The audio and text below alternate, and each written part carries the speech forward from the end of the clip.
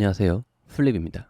뉴스 전달드리기 앞서서 지난 시간 마칠 때쯤 한번 안내를 드렸는데 다시 한번 말씀드리겠습니다. 현재 시청자님들의 회사 혹은 프로젝트를 STO하고 싶은 마음이 당장 혹은 중장기로 있으신 분들은 언제든지 화면에 보이는 메일로 문의를 주시면 감사하겠습니다. 도움을 드릴 수 있을 것 같아서 안내를 드리고요. 궁금한 부분은 얼마든지 문의하시기 바랍니다. 그리고 현재 카카오톡 토론방도 하나 오픈을 했는데 아마도 지금은 메인을 텔레그램으로 가져갈 거고요.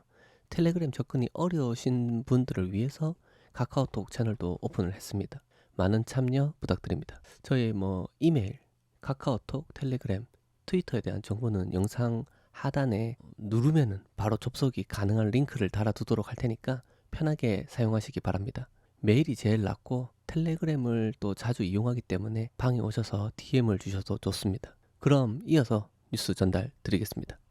이번 주는 해외 뉴스를 최근에 조금 몇 주 동안 못 전달해 드린 거를 모아봤는데 자그마치 한 몇십 가지가 되네요. 이거는 최대한 빠르게 언급하면서 진행해 볼 수 있도록 할 거고요. 해외에서 이제 일어나는 이 토큰 증권 관련된 뉴스들을 접하다 보면은 전 세계적인 추세가 어떤지, 그리고 미국에서 일어나는 그런 뉴스들은 장차 이제 한국에서도 그렇게 적용될 수 있는 가능성이 높다는 거를 염두에 두고 뉴스를 시청해 주시면 될 것 같습니다.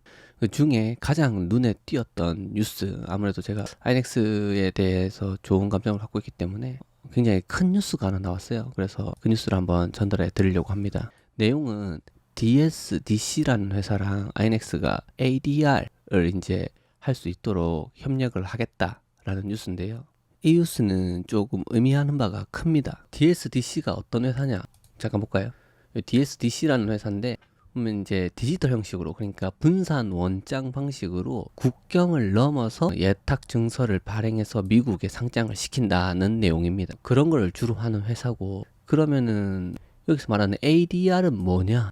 이게 예탁 증서라는 게 요 뜻이고요. 앞에 미국에 올렸기 때문에 아메리칸 미국 예탁 증서다라고 생각을 하면 돼요. 미국일 경우는 이렇고 영국일 경우에는 이게 L입니다. 런던에서 LDR 그렇게 부르기도 하고 좀 나라마다 다르게 적용되는데, ADR에 대해서 한번 간단하게 언급을 해드리겠습니다. 웹에 조금 내용이 있는지를 찾아봤는데 투자 공작소라는 데서 좀 잘 설명을 해주셨고요. 이 내용을 한번 전달해 드리겠습니다. 먼저 간단하게 형식이 어떻게 되는지를 한번 알아볼 건데요. 보시면은 요즘 준비하고 있는 거 하나 있다고 했잖아요. 프로토콜에 대해서 펼치다 보니까 너무 많아졌는데 어찌됐든 이거는 준비하고 있다 정도 봐주시면 감사할 것 같고, 예전에는 제가 몇 가지 안 했었잖아요. 근데 전체적으로 지금은 약간 이런 상태다. 그리고 토큰 증권의 지금 이런 상태보다는 프로토콜이라는 거에 대한 정의하고 이게 이제 얼마나 많은지에 대해서 한번 살펴볼 거고요. 요거는 이제 정리가 시간이 좀 걸려서 되는 대로 전달해 드리도록 하겠습니다. 여기서 좀 간단하게 설명을 드리면 뭘로 설명을 해보지? A라는 은행이 있습니다. A라는 은행이 우리나라 해보죠. 삼성전자, S사, 삼성전자의 주식을 예를 들어서 100주를 가지고 있어요. 그러면 이 100주를 갖다가 우리나라에 있는 은행에 맡깁니다. 신한은행에 맡겨요. 신한은행에 맡겨서 여기서 예탁 증서를 발행합니다. 영어 있으니까 DR이라고 간단하게 쓸게요. 예탁 증서를 발행을 해가지고 이거를 갖다가 결론적으로 해외 나스닥이나 아이넥스 같은 데 올리는 거예요. 근데 이걸 올리기 전에 이제 상장 심사라는 과정이 이루어지고요. 그리고 이 올리는 과정에서 이게 투자자들이 원해가지고, 이거 상장 검사하면 상장에 대한 비용도 있고 이런 거잖아요. 근데 투자자들이 너무 원해서 해버렸다. 그러면은 이게 어떻게 되냐? 투자자들이 돈을 다 내고, 요 삼성전자는 나는 올릴 생각이 없는데 이래버리면 이제 뭐가 되냐면 이 방식이 두 가지가 있거든요. 우선 간단합니다. 어떤 은행이 돈이 될 것 같아가지고 나스닥이나 INX의 삼성전자의 주식을 상장을 하고 싶어. 그러면 방금 말씀해 드렸던 것처럼 가지고 있는 주식이 100주다. 그럼 100주를 S은행에 맡겨. A든 B든 어쨌든 아무 은행에 맡겨요. 그래서 이 은행에서 예탁 증서 DR을 발행해 가지고 그거를 올릴 때 요 과정에서, 지금 바로 요 과정에서 삼성전자가 이제 들어가냐 안 들어가냐, 그러니까 지지를 해주냐 안 해주냐, 그러니까 쉽게 말해서 스폰서를 해주냐 안 해주냐에 따라서 언스폰서드가 있고요, 스폰서가 있어요. 요거는 좀 나뉩니다. 스폰서를 받지 못했다, 삼성전자 나는 올릴 생각이 없는데 해도 할 수는 있어요. 왜냐면 100개 주식에 대한 권리를 가지고 있으니까 은행이. 그래서 올릴 때는 대신에 이제 투자자나 이런 발행하려는 은행이나 그런 데서 요 상장 심사 비용이나 이런 걸 대야 되겠죠. 그리고 요 부분에 대해서는 심사나 이런 데서 제약이 걸려서 상장을 못할 수 있는 가능성도 높습니다. 규제에 걸릴 수 있는 확률도 높고요. 그렇게 되는 경우도 있고, 혹은 마음에 들어, 삼성전자가 나 저기 상장하고 싶어, 그래서 삼성전자의 허락을 받고 스폰서 돼가지고 나스닥이나 INX 같은 데 상장을 할 수도 있어요. 그렇게 되면은 온전히 합법적인 거예요. 근데 제가 왜 이걸 설명드리냐면, 비슷한 걸 언제 한번 보신 적이 있죠? 비슷한 거 언제 보셨지? 비슷한 걸 언제 보셨냐면, 그렇죠, 얼마 되지 않았죠, 그 유명한 FTX. 이 회사에 보면 예전에 테슬라 주식도 있었고 애플 주식도 있었고, 그걸 갖다가 판매를 했었어요. 근데 이 판매하는 게 어떻게 그러니까 코인 거래소에서 주식을 팔지? 이해가 안 되잖아요. 이게 뭐냐면 CFD, 그것도 그냥이 아니고 합성 CFD의 형태로 상장을 하는 거예요. 요거는 그렇습니다. 지수나 뭐 그런 걸 추종해서 가는 형태고, 어찌됐든 FTX는 테슬라 주식의 지수를 추종하는 그런 합성 CFD를 통해서 거래를 하게 됐었고요. 그리고 요거는 뭐 먼저 간단하게 설명드리면 증권법에 위배됩니다. 토큰 거래소에서는 이걸 할 수 없어요. 라이센스를 갖지 않고서는 이걸 할 수 없어요. 그러나 예를 들어서 뭐 INX라고 해보죠. INX가 DSDC 요 회사하고 협력 관계로서 ADR을 만든단 말이죠. 그러면 뭐다? 합법적으로 해외, 미국 내는 안 돼요. 해외에 있는 회사, USA에 있는 회사는 안 되고, 밖에 있는 회사를 미국 투자자들한테 돈을 받기 위해서 미국에 상장하는 때, 그때 ADR 형태로 상장을 하게 되고, 거기서 이제 오퍼링처럼 이렇게 돈을 모금을 할 수 있는 거죠. 요거는 뭐다? 합법적이다. 아주 큰 차이가 있는 거예요. 저는 이제 레귤레이션을 중요하게 생각하기 때문에 합법이냐 불법이냐가 중요하고, 그런 길을 항상 잘 따라가고 있다 해서 저는 좀 만족스럽게 보는 회사입니다. 지금 아주 간단하게 설명을 드렸고, 조금 더 깊이 있는 설명을 드리겠습니다. 아까 말씀드렸던 합성 CFD는 좀 위험한 상품이에요. 그래서 그 투자자들의 조금 주의를 해야 되는 부분이 크고요. 만약에 FTX 같은 거래소가 합성 CFD 상품을 갖다 제공하려면 제3자 금융기관하고 계약을 맺어야 합니다.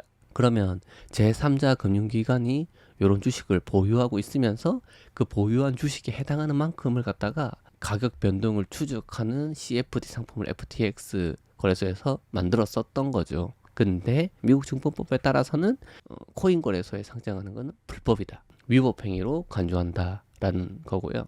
요 CFD는 실자 실물에 기반하기 때문에 위험성이 적고, 또 CFD는 막 레버리지 투자를 할 수 있거든요. 몇 배, 뭐 테슬라 곱하기 3, 뭐 10배, 뭐 이렇게 할 수 있었거든요. 그때 당시에. 그거는 아주 위험하고 불법이었고, 요 형태는 지금 가능하다라는 거. 그리고 요걸 갖다가 아까 잘 정리한 내용을 한번 보자면, 한번 찾아서 읽어보시기를 추천드립니다. 되게 설명을 잘 해놨거든요. 뭐 우리나라 KT도 그런 경우가 있었다고 설명을 하고 있고요. 기원이 어떻게 되느냐, 뭐 그런 것도 나오고, 아까 말씀드렸던 것처럼 후원형하고 비후원형으로 나눌 수 있다는 거. 비후원형은 아까 전에 설명드렸던 것처럼 상장시키려는 그 종목의 회사가 같이 인정하고 같이 동의를 하냐 안 하냐, 또 후원을 해주냐, 뭐 그 차이인 거고요. 안 해주면 비후원형, 후원형일 경우에는 또 단계가 여러 가지 나눠요. 이거 너무 길어지니까 이런 게 있다라는 것만 좀 알고 계시고, 원하시는 분들 한번 읽어보시고, 또 이게 주요하게 생각할 부분이 뭐냐면, 원주가 더 많아지거나 적어짐에 따라서 크게 가격 변동은 없다는 거예요. 원주하고의 차이가. 그러니까 원래 있었던 그 주식 가격의 차이랑 ADR로 만들어진 가격이 크게 변동은 없다는 겁니다. 그리고 이게 만약에 너무 낮은 가격, 원주보다 낮은 가격으로 뭐 상장 폐지가 되는 경우도 있다고 하고요. 그렇게 한다 한들 요 ADR 보유자한테는 큰 손해가 없어요. 만약에 이제 나스닥에 상장 기업이 있다 그러면 요 ADR 보유자한테 현금 혹은 OTC ADR로 변환 등 뭐 이런 선택권을 제공을 하게 되고요. 만약에 이제 주식 회사가 ADR 자체를 말소를 시킨다고 해도 요 보유자는 정확하게 어떤 은행에 예치된 그 주식 수에 해당하는 만큼의 권리가 있거든요. 자기가 샀기 때문에, 증권을 산 거기 때문에. 그래서 그거에 해당하는 권리로서 소유권을 포기하는 대가로 현금 보상도 해줍니다. 그리고 뭐 배당금이나 환율이 장단점이 뭐냐에 나오는 건데, 배당금 환율로 뭐 계산돼 가지고 배당금 받는데 뭐 복잡하게 어려운 거 없이 배당금 이런 거 쉽게 받을 수 있다, 그런 내용이고, 그 다음에 이제 ADR을 전달해 줄 때 수수료가 좀 든다. 보통 뭐 주당 0.01달러에서 0.03달러 정도가 든다라는 거. 그리고 주주로서 이제 권리를 행사하는 데 있어서 제약 조건이 있을 수 있다라는 거. 회계장부 열람이라든지 뭐 이런 거에 대해서 그런 게 있을 수 있다는 거. 그리고 지정학적 리스크. 해외 기업의 주식에서 파생된 거기 때문에 뭐 정치적으로 막 그냥 압박을 가하거나 하면 강제적으로 바꿀 경우에는 아무래도 좀 위험할 수 있다. 그래서 조금 안정적인 나라에서 발행한 ADR을 구매를 한다면 좀 더 나을 거다라는 거죠. 어찌됐든 이런 장단점을 가지고 있고, 구조는 아까 전에 그림으로 설명드린 그런 거, 뭐 후원형, 비후원형이 있다는 거, 그 다음에 요 ADR이 어떤 식으로 발행된다는 걸 제가 설명을 드렸고, 요 ADR을 통해서 해외에 있는 나라의 많은 주식들이 미국의 INX 거래소에 상장할 수 있다는 거. 이제 아주 글로벌하게 열려 있다는 거죠. 이제 일반 이미 나와 있는 주식에 대해서도 그걸 갖다가 떼내서 분산 원장으로서 디지털화 시킨 다음에 우리가 사고 팔 수 있다는 거. 의미가 굉장히 큽니다. 그리고 이게 규모도 커질 가능성도 높다. 그래서 저는 되게 큰 뉴스다라고 생각을 했고요. 이런 형태가 이제 토큰 증권에서 아마 많이 생길 수 있는 경우 중에 한 개라고 생각할 수 있는데, 실제로 이제 액션을 취하고 있는 회사는 많지 않기 때문에 좀 유의 깊게 본 뉴스였습니다. 좀 내용이 길어졌는데 짧게 설명을 해놓고 또 이게 하다 보니까 또 그렇게 안 되네요. 좀 자세하게 설명을 드리고 싶어가지고 좀 이야기가 길어졌는데 양해해 주시고요. 저도 이번 기회에 조금 더 깊이 있는 스터디를 할 수 있어서 좋았습니다. 다음 뉴스 보시죠. 저희가 지금 갈 길이 먼데 뉴스를, 첫 번째 뉴스를 너무 오래 전달해 드렸네요. 싱가포르에 있는 OCBC라는 은행이 ADDX, 그러니까 싱가포르 이제 국부 펀드가 개입돼 있는 거래소죠. 아시아권에서는 토큰 증권 거래소 중에 누가 크냐 그러면 ADDX를 말할 수 있고요. 싱가포르입니다. 그리고 여기에 KB증권도 투자를 했습니다. 뭐 내용은 뭐 토큰화된 구조 노트를 출시했다는 건데, 토큰화할 수 있는 것들이 좀 생겼다라는 거, 그런 절차적인 거나 그런 형태에 대해서 좀 어느 정도 나왔다는 거고, 그게 이제 기본적으로 싱가포르에서는 법적으로 적격 투자자가 투자할 수 있도록 했다라는 거 참고해 주시고요. OCBC라는 은행은 싱가포르에 있는 두 번째로 큰 은행입니다. 추오이가 CEO인데 그분이 성명을 뭐 이렇게 냈다고 합니다. 이제 야기불구하다, 우리 뭐 커질 거다 하는데, 싱가포르가 아무래도 금융 허브로서 역할을 전 세계적으로 오랫동안 해왔기 때문에 기대가 되고, 또 기대를 해볼 만한 곳은 홍콩입니다. 홍콩도 금융 허브로서 역할을 많이 했었죠. 그래서 싱가포르하고 홍콩이 좀 주목받지 않을까. 홍콩은 최근에 좀 오픈해서 공격적으로 지금 유치를 하고 있거든요. 그래서 지켜보는 것도 재밌는 구경거리가 될 것 같습니다. 다음 뉴스는 이탈리아 은행 밀라노 허브 프로젝트 중에서 블록 인베스트를 선택해서 토큰화된 부채 상품 발행을 위한 플랫폼을 만들었다. 짧게 하고 넘어가겠습니다. 이탈리아가 많이 언급됐던 데는 아니라서 어찌됐든 이탈리아 은행에서 부채 상품 발행을 위해서 부채 상품을 토큰화했다라는 거, 그 정도만 알고 넘어가도록 하겠습니다. 그렇구나 하고 이게 계속 언급되는 경우를 볼 때가 있거든요. 그럴 때는 좀 집중적으로 보는 걸로. 룩셈부르크 스톡 익스체인지, 이게 보안이라고도 하죠. 이게 여기 제가 한글로 번역해서 보여드리는 것 중에서 보안은 전부 다 증권입니다. 증권 토큰을 증권 공식 목록에 추가한다. 이제 인정을 한다는 거죠. 증권 공식 목록에 토큰 증권을 허용할 거라고 발표를 했다. 이제는 확실히 디지털 자산 공간에 뭐 리도로 뭐 자리매김하겠다고 하는데, 룩셈부르크도 조금 공격적으로 토큰 증권을 받아들이는 나라가 되었습니다. 뭐 그렇구나라고 생각하시면 될 것 같아요. ATS 승인을 이제 받아가지고 특수 목적 브로커로서 프로메테우스를 승인했다. 프로메테우스가 필라로부터 특수 목적 브로커 딜러에 대한 승인을 받았고요. 요 특수 목적이라는 게 또 붙어 있어가지고 이게 최초의 특수 목적 브로커 딜러라고 합니다. 그래서 뭐 기간 소매를 위해 모두를 위해서 이제 증권 디지털 자산을 보관할 수 있게 됐다라고 하는데, 요 소식이 OTC 마켓이 규제 승인을 받았다는 거 다음에 바로 이런 뉴스가 나와서 프로메테우스한테는 조금 희소식이죠. 여기서 실제로 이루어진 건이 한 건도 없다. 어쨌든 뭐 받았다고 하니까 이제 잘 시작해 보겠죠. 이때까지는 조용한 곳이었다, 그렇게 생각하시면 될 것 같아요. 메인으로 올라오기에는 아직 좀 영향이 좀 부족하다라고 생각을 합니다. 야, 리플이 오랜만에 붙었죠. 리플이 홍콩이 되게 개방적이에요. 그래서 홍콩 통화청의 첫 이게 뭐냐, 중국의 그 스테이블 코인 같은 거예요. CBDC 같은 거예요. 요거 파일럿 프로그램이, 그러니까 테스트를 해보는 거죠. 테스트를 리플을 통해서 해보는 거예요. 그래서 부동산 자산 토큰화 솔루션이 리플 프로토콜 위에서 요게 돌아가는지를 확인해 본 거죠. 부동산 및 대출 프로토콜을 결합한 혁신적인 솔루션은 리플의 CBDC 플랫폼을 실행해 본다. 자산의 전송이나 이런 거에 최적화돼 있다고 이제 말하는 데가 이제 리플이기 때문에 그렇게 해본 것 같고, 이런 케이스들도 많이 나와줘야 우리 그 나라도 그렇고 전 세계적으로 CBDC를 기획하고 개발을 할 때 너무 프라이빗 체인만 생각하지 않을 수 있다. 그러니까 여러 가지를 보고 장단점 같은 거를 조금 적용하거나 좀 구상을 해볼 수 있다라는 거. 그래서 조금 긍정적이라고 생각을 합니다. 어쨌든 자산의 가치의 이동에 대해서 되게 중요하게 생각한 게 리플이었기 때문에 어쨌든 잘 됐으면 좋겠고, 또 리플이 되게 지금 아직까지도 재판 중이라서 핫하지 않습니까? SEC하고 싸움이. 결론이 어떻게 될지 궁금한데, 최근에 있는 트윗이나 이런 걸 보니까 금방 무슨 뭐 며칠 내로 뭐 결론이 나서 리플 쪽에 유리하게 될 거다. 그 힌맨의 발표가 조금 약하더라라는 그런 썰들이 돌아서 관심 있게 보고 있습니다. 어떻게 될지. 다음 뉴스를 보시죠. 세계은행 인프라 프로젝트 토큰화를 모색한다. 굉장히 큰 뉴스입니다. 월드뱅크 그거든요. 한번 볼까요? 월드뱅크 맞죠?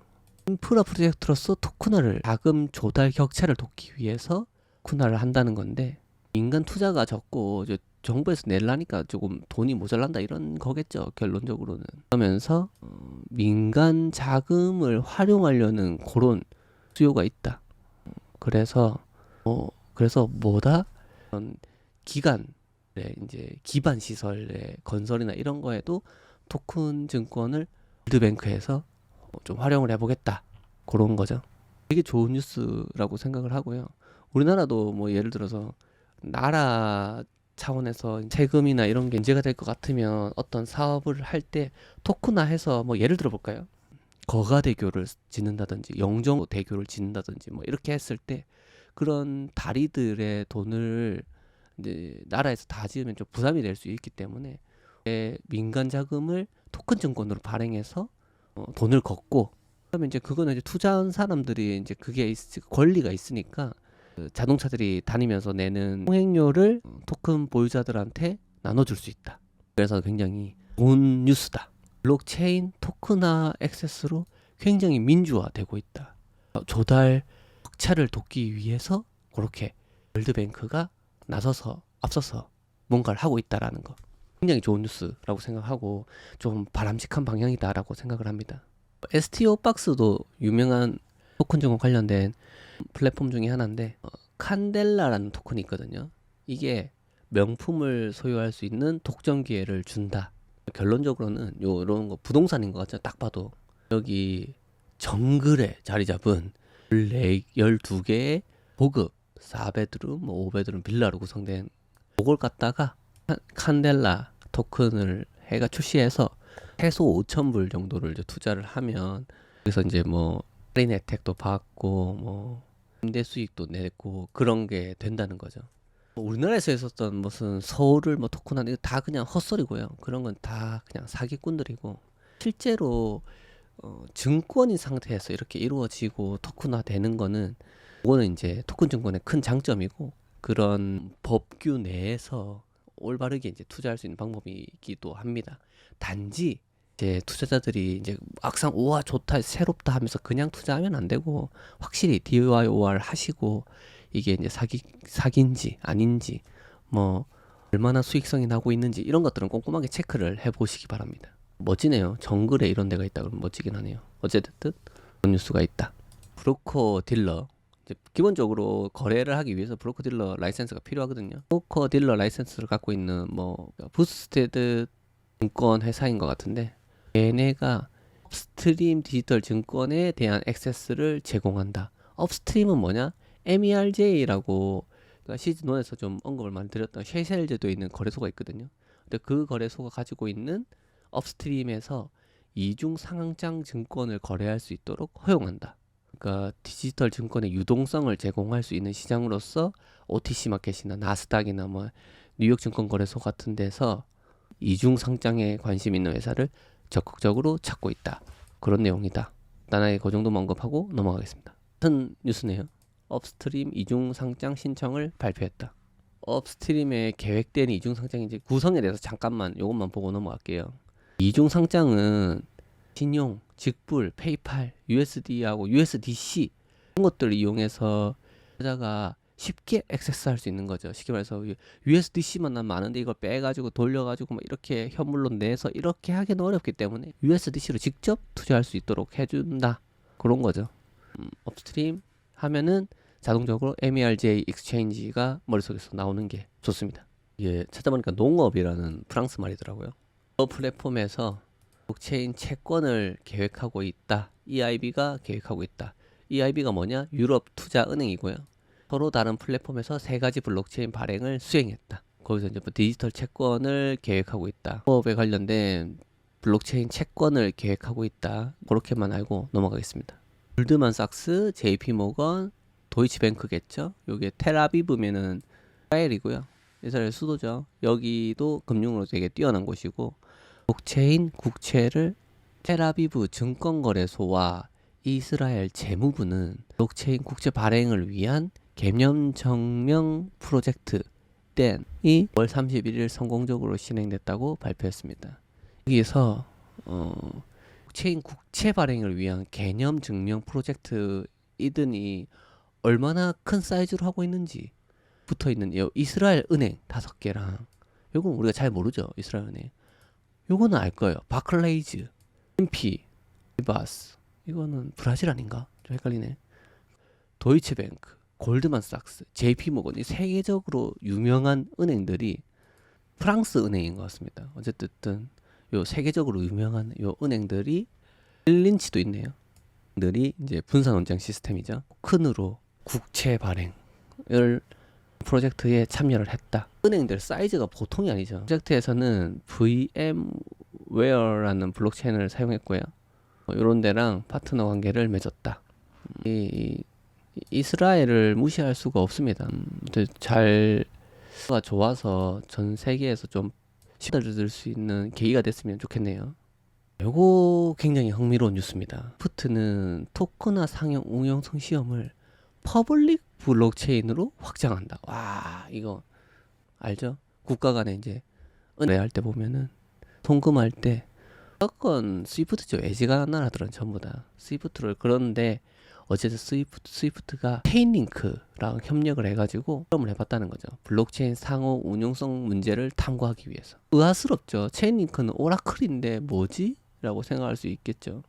관련된 기관의 또 나오네요. BNB 파라웨스 기관이 어디가 참여했냐면 뉴질랜드 은행이고요. 뉴욕이죠. 멜론 은행, 시티뱅크 등등 디지털 익스체인지까지 포함해가지고 그가 실험을 시작을 했고요. DLT, 그러니까 분산 원장 네트워크 간의 전송을 가능한지 뭐 그런 걸 테스트를 하는 거죠. 링크가 아까 말씀드렸다시피 이게 오라클인데 뭐야? 이렇게 생각할 수도 있는데 얘도 TCIP를 보유하고 있기 때문에 충분히 역할을 할 수 있다. 그리고 또 잘 하잖아요. 체인링크가. 그래서 스위프트에서 실험을 해봤다라는 거죠. 체링크 프로토콜을 통해서 해봤다라는 거. 스위프트가 요거 외에 CBDC 시험에도 이제 참여를 하고 있잖아요. 블록 테스트하고를 통해서 여러 가지 테스트를 하고 있다. 넘어가겠습니다. 회사가 브록스 에퀄티라고 하네요. 이 회사가 에너지 컴퍼니 1,000만 달러 규모의 디지털 증권 토큰 제공을 개시했다. 코인을 채굴해 가지고 한테 또 돌려주고 하는 그런 거를 준비하고 있나 보네요. 피모건이 인도은행과 연중 무휴 달러 송금에 블록체인을 사용한다. 거스를 수는 없겠죠. 워낙에 쓰임새가 많기 때문에 기술을 쓰면 기존에 썼던 것보다 훨씬 더 오랫동안 그리고 항상 24/7으로 거래를 할 수 있다. 여기 보고 넘어가겠습니다. 테스트를 하네요. SDX 테스트로 디지털 자산 정산, 디지털 거래소 SDX라고 하고요. 중앙은행에서 디지털 거래를 결제하기 위한 스위스 테스트에 참여하게 된 것을 기쁘게 생각한다. 다음 보시죠. ETF를 토큰화하는 스트리트 글로벌의 눈 ETF 관련된 컨퍼런스에서 시장지수 펀드 ETF를 토큰화하려고 한다. 그렇게 생각하시면 될 것 같아요. 그 길이가 너무 긴 관계로 저는 이만 물러나도록 하겠습니다. 플립이었습니다.